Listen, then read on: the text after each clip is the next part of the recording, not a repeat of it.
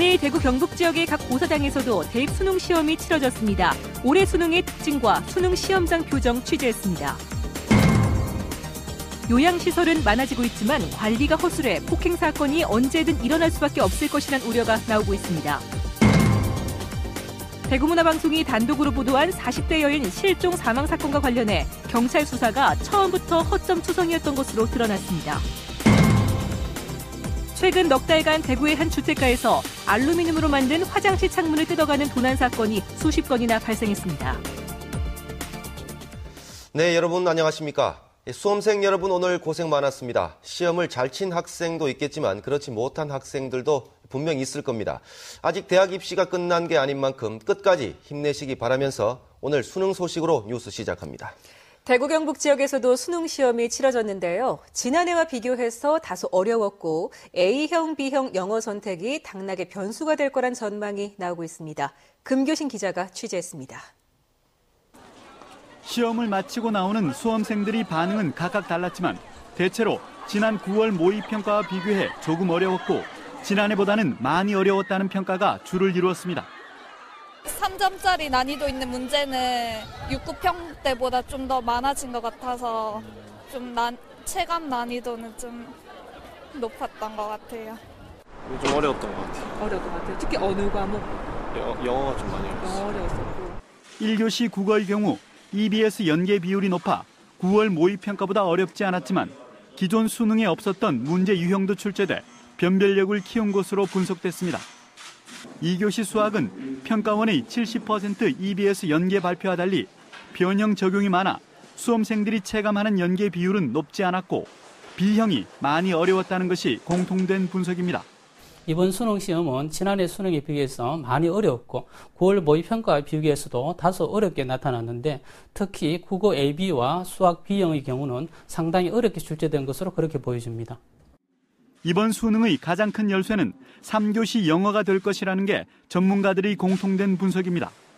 A형은 쉽게, B형은 지난해보다 훨씬 어렵게 출제됐고 이 때문에 다른 지역에 비해 평균 10% 가까이 B형 선택이 많았던 대구 경북 지역 수험생의 점수가 상대적으로 떨어질 것으로 예상되고 있습니다. 180개 대학이 AB 교차를 허용하고 있기 때문에 B형을 선택해서 등급이 낮은 경우는 이 A형에 비해서 상당히 손해를 본 그런 가능성이 있습니다. 수험생들은 이제 가채점 결과를 바탕으로 정시와 수시 가운데 어떤 것이 합격에 유리한지 본격적인 대입 전략을 짜는데 온 힘을 쏟아야 합니다. MBC 뉴스 금교신입니다. 수능 시험 때마다 많이 추워서 수능 한파라는 말까지 있는데 오늘은 다행히 춥지 않았습니다. 하지만 고사장 앞에는 이른 아침부터 긴장감이 가득했습니다. 수능 표정 김은혜 기자가 보도합니다. 드디어 결전의 날, 고사장 앞에는 이른 아침부터 긴장감이 가득했습니다. 큰 추위는 없었지만 긴장한 탓에 수험생들은 저절로 움츠러들었고 부담감에 눈시울을 붉히기도 했습니다.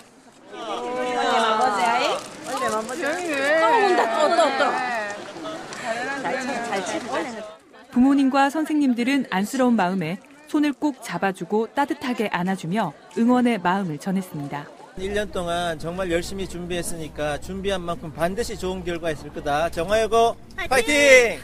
애써 활기찬 표정으로 배웅을 했지만 쉽게 발길을 돌리지 못하는 게 부모 마음.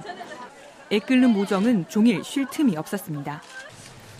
도심 속 사찰에는 시험을 치는 시간 내내 몸을 낮추고 또 낮추며 간절한 기도를 하는 부모들로 가득 찼습니다. 힘든 건 없어요. 애 때문에 애에 뭐 이렇게 잘 되라고 이렇게 기도하니까 힘든 건 없고 지금 아침에 갔는데 마음이 좀 짠해요.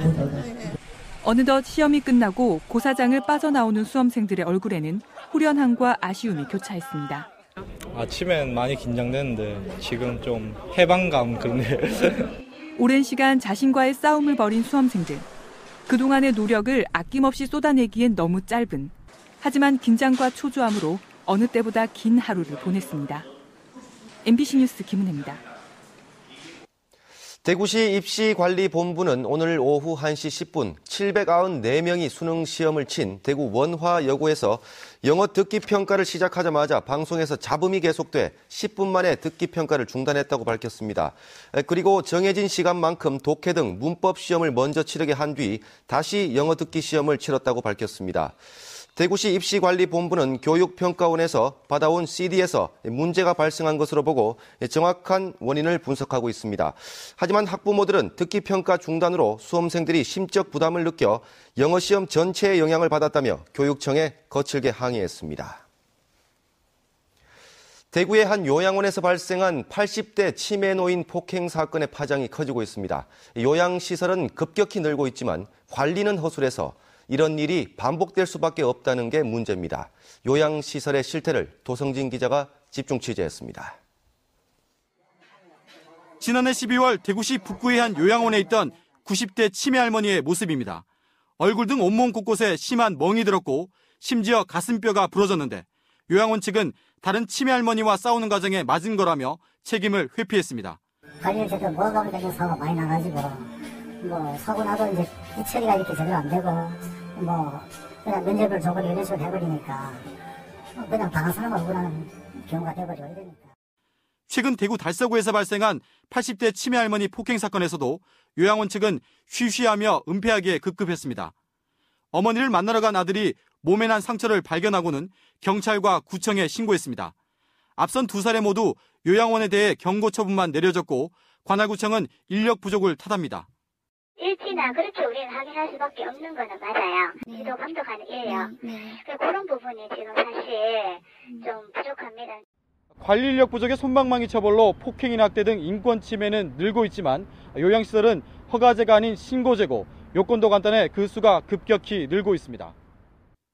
2008년 7월 노인 장기 요양보험이 도입되고 전국적으로 1,700개에 불과하던 것이 지금은 4,400개를 넘었고 대구는 22개에서 5년 만에 10배 이상 폭발적인 증가세를 보이고 있습니다. 입소 비용의 80%를 국가와 지자체가 부담하는데 연간 3조 원 이상이 투입되고 있습니다. 막대한 혈세가 투입되는 데 비해 관리는 허술하다 보니 돈벌이 수단으로 전락하는 경우가 많고 입소자 유치 경쟁까지 벌어져 서비스 환경은 더 나빠지는 악순환이 반복되고 있습니다. 각 기관들이 이 제대로 된 시설 환경을 갖추고 있는지 그리고 이 입소자분들을 제대로 케어할 수 있는 인원과 시스템이 갖추어져 있는지에 대해서 체계적으로 좀 정비를 하고 고령화 시대를 맞아 우후죽순처럼 늘어나고 있는 노인 요양시설들에 대한 철저한 실태조사와 관리가 절실합니다. MBC 뉴스 도성진입니다. 어제 대구 문화방송이 단독 보도했던 40대 여성 실종 사망 사건과 관련해 경찰의 허술한 수사가 도마에 오르고 있습니다. 한태연 기자가 보도합니다. 숨진 김여인의 살해 용의자 성모 씨는 지난 1999년 친누나를 살해해 8년형을 살았고 김여인은 지난달 6일 성 씨를 만나러 간다며 집을 나간 뒤 실종됐습니다. 성 씨의 인적 사항과 전과 기록을 조회했다면 단순 실종이 아닌 살인 사건일 가능성이 크다는 것을 누구라도 짐작할 수 있었습니다. 그러나 경찰의 초동 수사는 소극적이었습니다. 지난달 8일 실종 신고를 접수하고 성 씨의 집을 갔지만 문이 닫혀 있어 그냥 돌아왔고 나흘 뒤 유족들이 함께 잠복 근무를 하자고 했지만 묵살했습니다. 저희들이 경찰 보고 잠복 근무하자 했는데 잠복 근무를 하지 않았습니다. 결국 숨진 김여인의 오빠는 혼자 잠복을 했습니다. 현장 수색도 엉터리였습니다. 지난달 16일과 17일 두 차례나 성 씨의 방안을 뒤졌지만 침대 밑에 있는 시신을 발견하지 못했습니다. 경찰이 사건의 유력한 용의자로 지목한 성 씨의 방을 3차례나 감식한 뒤에 시신을 발견하면서 경찰의 수사는 사건 발생 초기부터 허점을 드러냈습니다. 그 침대 안에서 발견이 되었는데 미처 저희들이 그 부분을 발견하지 못한 부분에 대해서는 잘못되었다고 판단이 되고 지금이라도 최대한 빨리 검거토록 하겠습니다. 허술한 초동 수사 탓에 경찰은 성 씨의 신병을 확보하는 데 실패했습니다. 어제 대구문화방송에 보도가 나간 이후 경찰은 공개 수사로 전환하고 수배 전단지 8만 장을 전국에 배포하는 한편 신고자에게 500만 원의 보상금을 내걸었습니다. MBC 뉴스 한태연입니다. 경제가 정말 어렵긴 어려운 모양입니다. 가정집 화장실 창문까지 뜯어가는 사건이 잇따르고 있습니다. 양관희 기자가 취재했습니다. 대구시 달서구 두류동의 한 주택가. 이 동네 수십 가구에서 골목길 쪽으로 나 있는 화장실의 창문이 모조리 뜯겨져 나갔습니다. 피해를 당한 집에서는 유리나 종이상자, 비닐, 쓰레기 봉투 등으로 임시 가림막을 해놓았습니다. 20년이 넘었는데도야 우리가 이러는 거는 한 번도 당한 적이 없어요. 근데 황당하지요. 이거를 돈 얼마 한다고 이걸 빼앗가겠어요. 또 이쪽 동네도 다 빼가갔다 캐. 그래가지고 또 한 미टर 있다 온 게는 이 도로 위에 또 싹 걷어가갔다 그래. 도로 위에. 범인은 CCTV 사각지대에 놓인 이 같은 주택만을 노렸습니다. 피해가 수십 건에 이르자 경찰은 알루미늄 세시로 돼 있는 창문을 고물로 팔기 위해 누군가 뜯어간 것으로 보고 잠복 근무를 하고 있습니다. 그 가격은 사실 해봐야 5,000원, 1,000원 이 정도로 잠복도 하고 있죠. 형사들이 하고 있죠. 우리도 겸해서 순찰 돌면서 주시를 하고 있습니다. 경제난 속에 돈이 되는 것이라면 남의 집 화장실 창문까지 뜯어가는 어처구니 없는 사건이 일어나고 있습니다. MBC 뉴스 양관입니다. 대구지방법원은 법률 자문료 4억 4천여만 원을 교비 회계에서 지출한 혐의로 벌금 1,000만 원의 약식 기소됐다가 정식 재판에 넘겨진 홍덕률 전 대구대 총장에게 벌금 2천만 원을 선고했습니다. 재판부는 재단 정상화 과정에서 발생한 소송과 관련해 교비로 지출한 법률 자문료가 학생 교육을 위한 비용으로 보기 어렵고 교비의 사용처는 엄격하게 제한해야 해 이같이 선고한다고 밝혔습니다. 황희주 경북도의원은 경북도립대에 대한 행정사무감사에서 지난해 8월 응급구조학과 교수 1명을 임용하는 과정에서 전공 연구 실적 심사에서 학위 논문 불인정이란 규정을 정해놓고도 특정 지원자에게 전공 일치도 만점을 적용하는 등 특정인에게 특혜를 줬다고 주장했습니다. 특히 인사위원회의 최종심사 심의에서도 이에 대한 지적 없이 심사가 적합했다며 임용 제청에 동의한 것으로 알려졌다고 지적했습니다. 전기 버스는 충전 시간이 오래 걸리는 게 가장 큰 단점인데요. 1분 만에 충전할 수 있는 전기 버스가 세계 최초로 포항에 도입됐습니다. 이규설 기자입니다. 멋진 전기 버스가 포항 시내를 내달립니다. 이 버스는 세계 최초로 개발된 무인 자동 교환형 전기 버스입니다. 버스가 자동 배터리 교환 장치가 설치된 정류장에 정차하면 배터리를 통째로 꺼내 1분 안에 미리 충전한 다른 배터리로 교환하는 획기적인 방식이 적용됐습니다. 연속적으로 운행을 해서 차의 회전율을 높일 수가 있고요. 그다음에 적용할 수 있는 노선 길이의 구애를 받지 않을 수가 있습니다. 전기버스는 디젤 버스에 비해 연료비가 70%나 절약되고 온실가스 배출량도 적습니다. 특히 배터리 자동 교환형 전기버스는 전력 사용이 적은 시간에 배터리를 미리 충전해 사용할 수 있어서 전력 관리에도 큰 도움이 됩니다. 첨단과학도시 하나의 개가를 높이고 또 우리 포항을 친환경 도시로 만드는데 꼭 필요한 사업이다. 포항시는 지난해 국토해양부 공모에서 자동교환형 전기버스 시범 운영 도시로 선정됐습니다. 이번에 도입된 전기버스 2대는 지난달부터 시범 운영을 시작했으며 앞으로 포항 노인복지회관 셔틀버스로 사용할 계획입니다. MBC 뉴스 이규설입니다. 대구시가 세계 물포럼 지원단 신설 등 조직 개편에 따라 공무원 128명에 대한 인사를 단행했습니다. 신설한 세계 물포럼 지원단장에는 권태형 세계 에너지총회 지원단장을, K2 이전 사업의 본격적인 추진을 위해 신설한 K2 이전 추진단장은 남형근 팔공산 자연공원 관리사무소장이 맡게 됐습니다.